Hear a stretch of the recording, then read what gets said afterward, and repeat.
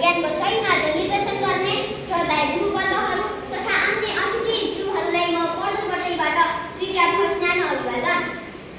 आज यस बाल विभाग प्रतियोगितामा म आफ्नो विचार राख्न पाउँदा आफूलाई भाग्यशाली ठान्दछु।